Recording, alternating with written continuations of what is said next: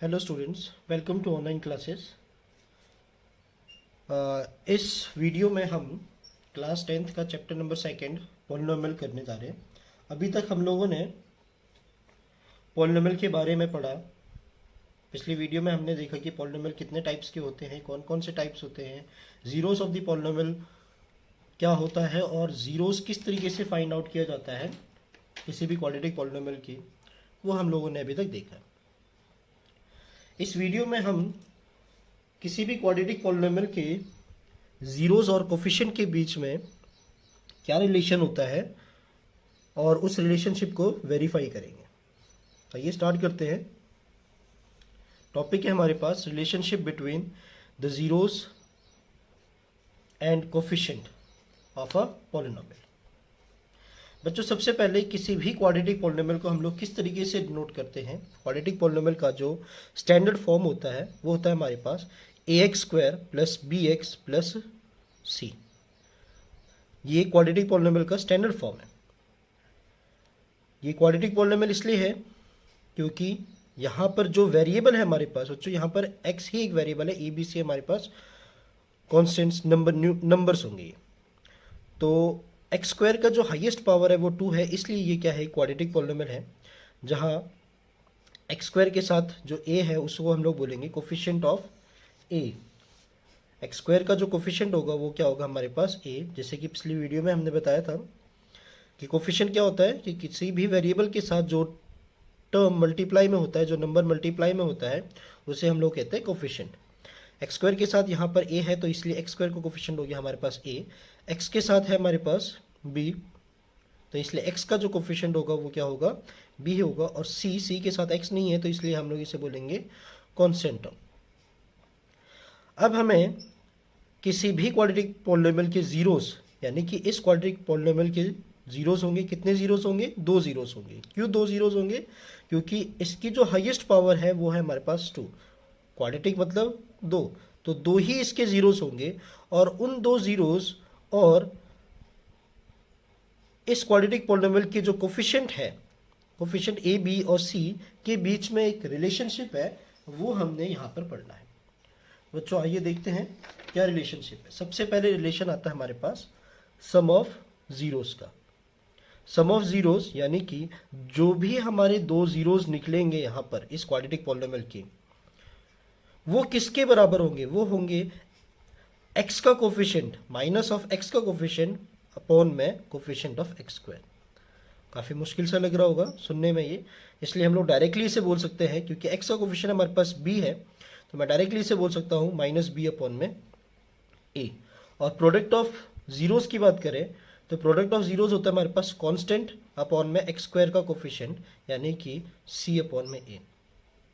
तो सम of zeros का formula directly हो गया हमारे पास माइनस b अपॉन में a और प्रोडक्ट ऑफ जीरोस का फॉर्मूला हो गया c अपॉन में a। अगर मैं जीरोस को अल्फा और बीटा करके डिनोट करूं, जीरोस अगर हमारे अल्फा है और बीटा है तो डायरेक्टली एक फॉर्मूला तुम्हें याद रखना है, वो है अल्फा प्लस बीटा किसके बराबर होगा, माइनस b अपॉन में a के बराबर। जो कि यहाँ देखना हमने सम ऑफ जीरोस यानी कि अल्फा प्लस बीटा किसके बराबर है, माइनस b अपॉन में a के बराबर। उसी तरह से प्रोडक्ट ऑफ जीरोस यानी कि अल्फा इंटू बीटा किसके बराबर, c अपॉन a के बराबर। तो ये हमारे पास रिलेशनशिप है between zeros of the polynomial, zeros of the quadratic polynomial and it's coefficient, उसके कोफिशिएंट के बीच में। चलो स्टार्ट करते हैं। इस फॉर्मूले को हम लोग वेरीफाई करेंगे।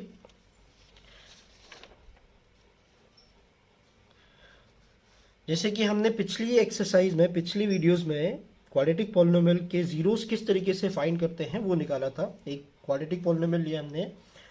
क्वाड्रेटिक पॉलिनोमियल है हमारे पास x² माइनस 2x माइनस 8। इस क्वाड्रेटिक पॉलिनोमियल के हम जीरोस फाइंड आउट करेंगे और उसके बाद उसके जो जीरोस है और उस कोफिशिएंट के बीच में जो रिलेशनशिप है उसको हम वेरीफाई करेंगे। तो क्वाड्रेटिक पॉलिनोमियल है हमारे पास x² माइनस 2x माइनस 8 और इसको फैक्टराइज करेंगे। तो पिछले वीडियोस में भी हमने इसी इक्वेशन को फैक्टराइज किया था। किस मेथड से फैक्टराइज करेंगे इसे? मिरर टर्म स्प्लिट से। यानी कि बीच वाला जो टर्म है हमारे पास, सबसे पहले हमें इसको देखना है कि ये स्टैंडर्ड फॉर्म में है या नहीं है। तो बिल्कुल ये स्टैंडर्ड फॉर्म में, सबसे पहले एक्स स्क्वायर वाला टर्म है, फिर एक्स, और फिर विदाउट एक्स वाला टर्म है। तो यही सीक्वेंस होनी चाहिए, आगे पीछे है तो सबसे पहले इसे हमें अरेंज करना है। तो x square minus 2x minus 8 है हमारे पास, और बीच वाला टर्म है हमारे पास माइनस का 2। इसको स्प्लिट करेंगे। इस -2 को इस तरीके से हमें दो भागों में तोड़ना है कि उन दोनों का जो सम है या फिर सब्ट्रैक्शन है वो -2 के बराबर आ जाए, बट जो मल्टीप्लिकेशन है, जो प्रोडक्ट है, वो 8 के बराबर आ जाना चाहिए। और इसका तरीका मैंने आपको बताया था, अगर अभी भी याद नहीं है आपको तरीका, तो देखते हैं किस तरीके से करा था हमने वो। सबसे पहले इक्वेशन है हमारे पास एक्स स्क्वायर माइनस का 2x माइनस 8 है, ये इक्वेशन है हमारे पास। और फर्स्ट और लास्ट टर्म को हमने मल्टीप्लाई किया था, क्योंकि यहाँ पर कुछ नहीं है तो 1 है, तो मैं डायरेक्टली 1 इंटू 8 क्या हो जाएगा हमारे पास? माइनस का 8। अब इस माइनस 8 का यानी कि 8 का फैक्टराइज करेंगे। 8 के फैक्टर्स बनाएंगे, 2 4 जा 8, 2 2 जा 4, और 2 1 जा 2। ये तीन इसके फैक्टर बन गए, 2 मल्टीप्लाई 2 मल्टीप्लाई 2। अब इसको दो पेयर में हमें तो रखने हैं, जोड़े बनाने हैं इनके इस तरीके से कि उन दोनों का जो सम है या फिर माइनस है, सब्ट्रैक्शन है, डिफरेंस है, वो -2 के बराबर है। तो यहाँ पर सारे नंबर सेम है, तो हमने 2 और 2 को एक साथ रखा, 4 मल्टीप्लाई 2। इन दोनों को एक साथ किया तो ये 4 आ गया हमारे पास, और ये आ गया हमारे पास 2। तो 4 और 2 का जो डिफरेंस है वो हमारे पास 2 के बराबर आ जाएगा। अब क्योंकि यहाँ पर माइनस का साइन है, इसलिए हमें 4 के साथ माइनस का साइन रखना पड़ेगा। ये आ जाएगा हमारे पास एक्स स्क्वायर माइनस का 4x और प्लस का 2x माइनस 8 और एक्स स्क्वायर अपनी जगह पे है। इस 2 को हमने दो पार्ट में तोड़ दिया। कौन कौन सा पार्ट? -4 और 2। अब देख सकते हो आप, -4 और 2 को अगर मैं सॉल्व करूँगा तो यही चीज़ आ जाएगा, -4 प्लस का 2 माइनस का 2 के बराबर आएगा। और इन दोनों का जो मल्टीप्लिकेशन है वो किसके बराबर आएगा? 8 के बराबर आएगा। तो ये कर दिया हमने split, x square minus 4x plus का 2 इक्वल्स टू -8। अब हमें इन दोनों टर्म से फर्स्ट सेकेंड टर्म से कॉमन लेना है और लास्ट के 2 टर्म से कॉमन लेना है। तो इन दोनों में कॉमन आ रहा है हमारे पास x कॉमन आ गया, अंदर बच गया x माइनस 4। यहाँ से क्या कॉमन आ रहा है? यहाँ से आ रहा है 2 कॉमन, बच गया हमारे पास x माइनस 4। और हमेशा x, ये वाले जो टर्म होंगे ये हमेशा सेम होंगे। तो सेम आ गया, अगर सेम नहीं आता है यानी इसका मतलब हमने कुछ ना कुछ मिस्टेक की है। तो x माइनस 4 को कॉमन ले लिया, यानी कि x माइनस 4 को एक ही ब्रैकेट में रख दिया, और बचे हुए टर्म है हमारे पास x और प्लस का 2, उसको दूसरे ब्रैकेट में रख दिया। तो ये आ गया हमारे पास x square minus 2x minus 8 का फैक्टर। अब क्योंकि हम जीरोस फाइंड आउट कर रहे हैं, तो जीरोस मतलब x के ऐसे वैल्यू जिसके लिए ये पूरा का पूरा पॉलिनोमियल 0 के बराबर हो जाए, और ये पॉलिनोमियल हमारा इसके बराबर है, तो हमें यहाँ पर ऐसी वैल्यू रखनी है जिसके लिए पूरा पॉलिनोमियल हमारा किसके बराबर हो जाए? 0 के बराबर। उसके लिए दो नंबर का प्रोडक्ट 0 कब होगा? दो नंबर का प्रोडक्ट 0 तब होता है जब उन दोनों में से एक नंबर हमारा 0 होगा, या फिर x माइनस 4 0 है, यानी कि या फिर x प्लस 2 0 के बराबर है। अगर x माइनस 4 0 के बराबर, तो यहाँ से आती है हमारे पास x की वैल्यू 4, और x प्लस 2 अगर 0 के बराबर है तो x की वैल्यू आती है हमारे पास माइनस का 2। तो ये हमने फाइंड आउट कर दिए जीरोस ऑफ द पॉलिनोमियल। एक पॉलिनोमियल को, एक जीरोस को हमने 4 मान लिया, यानी कि अल्फा मान लिया, और दूसरे पॉलिनोमियल को हमने मान लिया बीटा। तो यहाँ पर आगे हमारे पास अल्फा और बीटा की वैल्यू। अब इनके बीच में, यानी कि अल्फा बीटा और इसके जो कोफिशिएंट्स होंगे उनके बीच में हमें रिलेशनशिप वेरीफाई करना है। तो रिलेशनशिप क्या था हमारे पास? हमारे पास रिलेशनशिप था अल्फा प्लस बीटा किसके बराबर था? माइनस बी अपॉन में ए के बराबर। Alpha plus beta equals to minus B upon में ए। तो सबसे पहले हम इन सभी की वैल्यूज, क्या हमें इन सभी की वैल्यू पता है या नहीं पता है वो देखते हैं। तो अल्फा की वैल्यू आ गई हमारे पास 4, अल्फा की वैल्यू कितनी आई है हमारे पास? 4 है। बीटा की वैल्यू आ गई माइनस की 2, और ए की वैल्यू, ए क्या है हमारे पास? कोफिशिएंट है। ये रहा हमारे पास स्टैंडर्ड फॉर्म। अगर यहाँ से ए की वैल्यू मैं देखूँ तो एक्स स्क्वायर के साथ जो भी नंबर होगा वो हमारे पास क्या होगा? Coefficient of x square. तो एक्स स्क्वायर के साथ कुछ नहीं है, यानी कि 1, यानी कि ए की वैल्यू आ गई 1। एक्स के साथ जो भी कोफिशिएंट होगा वो बी की वैल्यू होगी, क्योंकि स्टैंडर्ड फॉर्म क्या होता है इसका?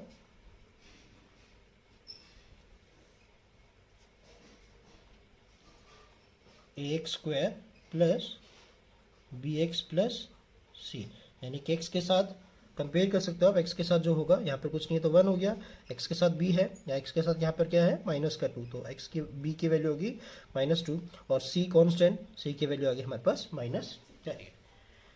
अब ये रिलेशनशिप हमें वेरीफाई करना है, तो सबसे पहले मैंने लिया LHS पार्ट यानी कि अल्फा प्लस बीटा, तो ये रहा हमारे पास LHS part alpha plus beta.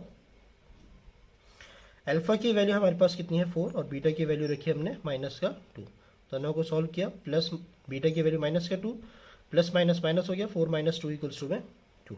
उसी तरह से RHS पार्ट अगर मैं देखूँ तो RHS पार्ट का क्या था हमारे पास -b/a और b की वैल्यू हमारे पास है -2, तो b की वैल्यू -2, एक माइनस पहले से था तो माइनस माइनस क्या हो जाएगा प्लस, और अपॉन में a की वैल्यू कितनी है हमारे पास 1 है तो -2 माइनस माइनस +2 अपॉन में 1 यानी कि 2 आ गया।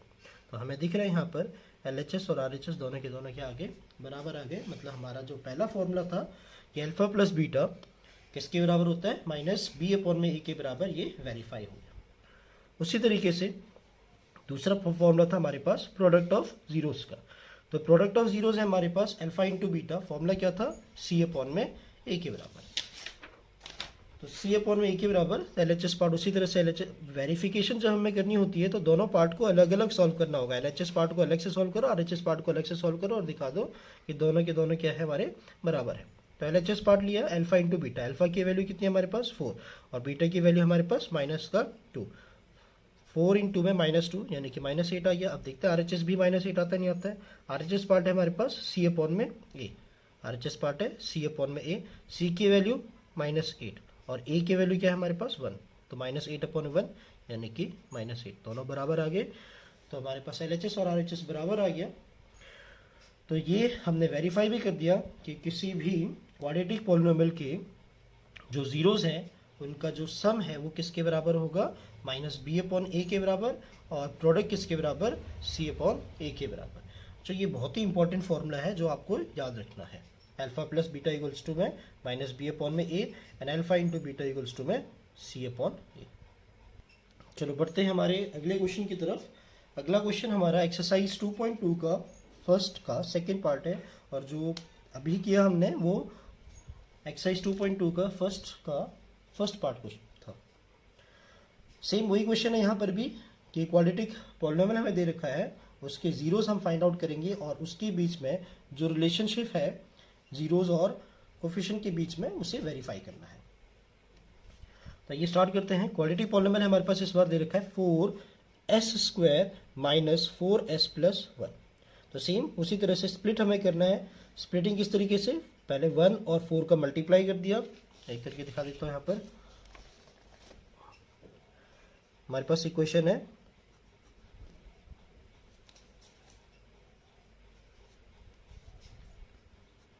4s² - 4s + 1। तो सबसे पहले हमें लास्ट और फर्स्ट वाले टर्म्स को मल्टीप्लाई कर देना है, कांस्टेंट और एक्स स्क्वायर के कोफिशिएंट को। तो यह आ गया हमारे पास 4। अब इस 4 का फैक्टराइज करना। 4 के फैक्टर्स क्या होंगे, 2 × 2 = 2 × 1 = तो 2 × 2 ही बनाओ, डायरेक्टली हमें पता चल रहा है। ये फैक्टर हम खुद बार बार इस तरह से करने की ज़रूरत ना पड़े, डायरेक्टली माइंड में आ जाना चाहिए। अगर नहीं आता है तो इस तरीके से करना आपको। डायरेक्टली हमें पता चल रहा है कि 2 और 2 दोनों का जो सम है वो 4 के बराबर आएगा, पर -4 अगर हमें चाहिए तो -2 और -2 लेना पड़ेगा। तो याद जाएगा हमारे पास 4s² - 2s और -2s + 1। देखिए 4s² की जगह में 4x² ही आया और 1 की जगह में 1 ही आया। इस 4 को हमने 2 पार्ट में तोड़ दिया। वो क्या है हमारे पास -2s और -2s। इसी कहते हैं हम लोग स्प्लिटिंग द मिडिल टर्म। अब क्योंकि हमने इसे 4s को 2 पार्ट में तोड़ दिया, -2s -2s, अब फर्स्ट और सेकेंड टर्म से हमें कॉमन लेना है, जो भी कॉमन आएगा, और लास्ट 2 टर्म से हमें कॉमन लेना है। तो यहाँ से कॉमन आ रहा है हमारे पास, s तो आएगा ही आएगा कॉमन, उसके साथ साथ हमें दिख रहा है 4 और 2 में 2 भी कॉमन है, तो 2s कॉमन आ गया, अंदर बच गया हमारे पास 2 × 2 = 4s माइनस पूरा का पूरा 2s कॉमन आ गया, इसलिए बच गया हमारे पास -1। यहाँ से कुछ भी कॉमन नहीं है, पर यहाँ पर जो साइन है वो माइनस का जो साइन होगा यहाँ पर वही साइन हमें यहाँ रखना है। अगर यहाँ पर माइनस है तो माइनस ही रखना है, अगर यहाँ पे प्लस होगा तो यहाँ पर प्लस ही होना चाहिए, क्योंकि यहाँ पर माइनस इसलिए माइनस रखा और कुछ भी कॉमन नहीं है तो इसलिए -1 कॉमन ले लिया। अब जब भी माइनस कॉमन लेते हैं हम लोग तो अंदर के साइन हमेशा चेंज हो जाएंगे। 2s के साथ माइनस का साइन था इसलिए क्या हो गया, प्लस हो गया, +1 के साथ प्लस का साइन था इसलिए 1 के साथ क्या हो गया, माइनस का साइन। क्यों हुआ ये, क्योंकि हमने माइनस कॉमन लिया है बाहर। अब वही चीज़ दोबारा, ये दोनों चीज़ क्या आ गया हमारे पास सेम। जैसे ही सेम आ गए इसको एक ब्रैकेट में लिख लो आगे कॉमन लेके, और दूसरा हमारे पास जो बचा हुआ 2s - का 1 दूसरे ब्रैकेट। फिर वही चीज़, दोनों का प्रोडक्ट 0 के बराबर तब होगा जब दोनों में से एक 0 होंगे या फिर दोनों के दोनों 0। तो सबसे पहले 2s - 1 को 0 के बराबर रखा, और यहाँ से अगर मैं s की वैल्यू निकालूँ तो s की वैल्यू हो जाएगी -1 उधर जाके +1 हो गया, 2s = 1, देन s = 1/2। उसी तरह से दूसरा भी हमारे पास सेम है, तो यहाँ भी s की वैल्यू कितनी आएगी, 1/2। तो अल्फा और बीटा इस बार सेम आए हमारे पास, अल्फा की वैल्यू भी 1/2 और बीटा की वैल्यू भी 1/2। आइए वेरीफाई करते हैं रिलेशनशिप। तो वेरिफिकेशन में क्या क्या फॉर्मूले थे हमारे पास, alpha plus beta equals to में -b/a और alpha into beta equals to में c/a, यानी कि प्रोडक्ट और सम का फॉर्मूला -b/a और प्रोडक्ट का फॉर्मूला c/a। तो सबसे पहले अल्फा बीटा की वैल्यू और ए बी सी की वैल्यू। तो अल्फा बीटा हमारे पास निकल चुके हैं, अल्फा की वैल्यू 1/2, बीटा की वैल्यू भी 1/2। ए की वैल्यू अगर मैं यहाँ से कंपेयर करूँ इस इक्वेशन के साथ, ax² प्लस में bx प्लस c के साथ कंपेयर करूँ तो x² के साथ क्या है हमारे पास a है, यानी कि s² के साथ यहाँ पर जो क्वाड्रेटिक इक्वेशन है वो s में है, यहाँ पे वेरिएबल s है, तो हमें ये देखना है कि s² के साथ क्या कोफिशिएंट है। तो क्या कोफिशिएंट है यहाँ पर 4, तो a की वैल्यू आ गई 4, s के साथ क्या है b यानी कि -4, और c की वैल्यू क्या आ गई हमारे पास 1। सबसे पहले LHS पार्ट लिया, LHS पार्ट में हमारे पास है alpha plus beta some of 0, यानी कि अल्फा की वैल्यू 1/2 और बीटा की वैल्यू भी 1/2। दोनों की जो डिनोमीटर है सेम है, डायरेक्टली ऐड कर सकते हैं, 1 + 1 2/2 यानी कि 1 आ गया। तो LHS आ गया हमारे पास 1। उसी तरह से RHS भी चेक करना है 1 आ रहा है नहीं आ रहा है। तो RHS हमारे पास है, फॉर्मूला क्या है हमारे पास -b/a।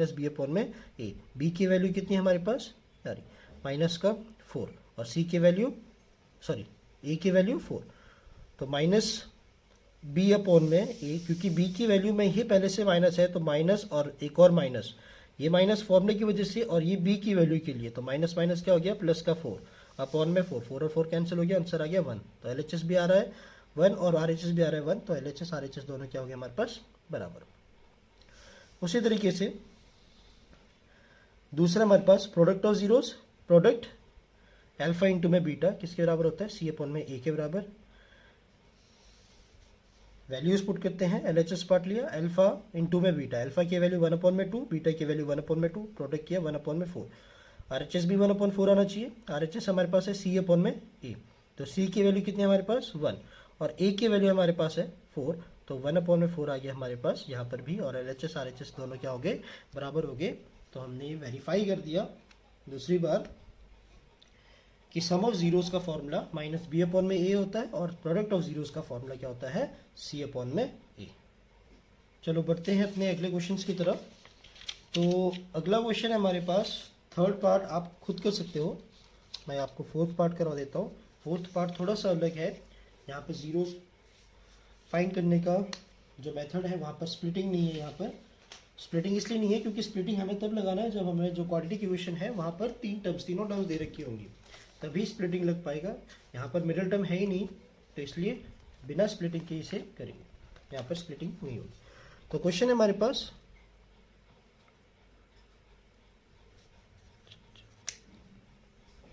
4u² प्लस में 8u।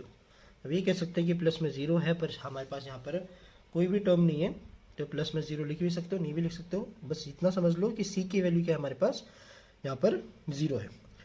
तो यहाँ पर जो स्प्लिटिंग होगी वो किस तरीके से होंगी, मिडिल टर्म स्प्लिट तो होगा नहीं, तो हमें यहाँ पर ये देखना है कि क्या हमें यहाँ पर कुछ भी कॉमन दिख रहा है। बिल्कुल हाँ कॉमन दिख रहा है। पहली वाली इक्वेशन में 3 टर्म्स थे, यहाँ पर सिर्फ 2 टर्म है और दोनों टर्म में हमें कॉमन क्या दिख रहा है 4u कॉमन दिख रहा है। तो 4u कॉमन आ गया, बचा हमारे पास u, 4u में से 4 कॉमन आ गया, यू स्क्वायर में से u कॉमन आ गया, तो बचा u प्लस में 4 2 जा 8। तो ये डायरेक्टली हमारे पास क्या हो गया, ये फैक्टराइज हो गया। अब उसके बाद सेम वही तरीका हमारे पास, दोनों का प्रोडक्ट 0 के बराबर कब होगा, दोनों का प्रोडक्ट हमारा 0 के बराबर होगा कब, जब या फिर ये 0 होगा या फिर ये 0 होगा। तो 4u अगर 0 के बराबर, तो u की वैल्यू क्या हो जाएगी, 0 अपॉन में 4, 4 कहाँ जाएगा, डिवाइड में जाएगा, 0.4 यानी कि 0। तो अल्फा की वैल्यू आ गई हमारे पास 0। उसी तरीके से u प्लस 2 अगर 0 के बराबर, तो u की वैल्यू क्या हो जाएगी, प्लस 2 उधर जाके माइनस का 2, तो बीटा की वैल्यू आ गई हमारे पास माइनस का 2। तो यहाँ पर मिडिल टर्म स्प्लिट करने की जरूरत नहीं पड़ी। अब करते हैं वेरिफिकेशन। वेरिफिकेशन में सेम वही चीज़, अल्फा प्लस बीटा यानी कि सम ऑफ जीरोस किसके बराबर, माइनस बी अपॉन में ए के बराबर। सारी वैल्यूज लिख लेते हैं पहले। अल्फा की वैल्यू 0, बीटा की वैल्यू क्या है हमारे पास -2, ए की वैल्यू कंपेयर करें यहाँ से a x square plus b x plus c, यानी कि एक्स स्क्वायर यानी कि यू स्क्वायर के साथ जो होगा वो ए होगा हमारे पास, और यू के साथ जो होगा वो होगा हमारे पास b, यानी कि b की वैल्यू 8 आ गई। और क्योंकि यहाँ पर c नहीं है तो हम लिख सकते हैं कि c की वैल्यू क्या है हमारे पास 0। LHS पार्ट लिया, LHS पार्ट है हमारे पास अल्फा प्लस बीटा, अल्फा की वैल्यू 0 है, बीटा की वैल्यू -2, तो प्लस माइनस माइनस, तो आगे हमारे पास माइनस का 2। RHS भी -2 आना चाहिए। RHS है हमारे पास -b अपॉन में a, b की वैल्यू कितनी है हमारे पास 8, तो -8 अपॉन में a की वैल्यू हमारे पास 4 है, तो -8 अपॉन में 4 यानी कि -2, दोनों बराबर आ गए। तो पहला फॉर्मूला फिर से वेरीफाई हो गया। उसी तरह से अल्फा इंटू बीटा की वैल्यू होती है हमारे पास c अपॉन में a के बराबर। LHS पार्ट लिया, अल्फा इंटू बीटा, अल्फा की वैल्यू हमारे पास फिर से 0 ही है, बीटा की वैल्यू हमारे पास -2, दोनों को मल्टीप्लाई कर दिया, आंसर आ गया हमारे पास 0। RHS पार्ट है हमारे पास c अपॉन में a, तो c की वैल्यू हमारे पास है 0, c की वैल्यू कितनी है 0 है, और a की वैल्यू हमारे पास 4, तो 0.4, 0 के अपॉन में कोई भी इंटीजर आएगा, कोई भी नंबर आएगा तो वो किसके पास आएगा, 0 के बराबर हो जाएगा। तो यानी कि LHS और RHS बराबर हो गए। तो ये हमने वेरीफाई कर दिया कि दो जीरोस और उनके जो कोफिशिएंट है उनके बीच में जो रिलेशनशिप है वो किस तरीके से वेरीफाई करना है वो सीख लिया हमने। और अगले वीडियो में हम सीखेंगे कि यदि अगर हमें जीरोस दे रखे तो उन जीरोस की मदद से हम क्वाड्रेटिक पॉलिनोमियल किस तरीके से बनाएंगे वो हम सीखेंगे। तब तक के लिए आप इसी तरह के क्वेश्चंस की प्रैक्टिस करें। Thank you.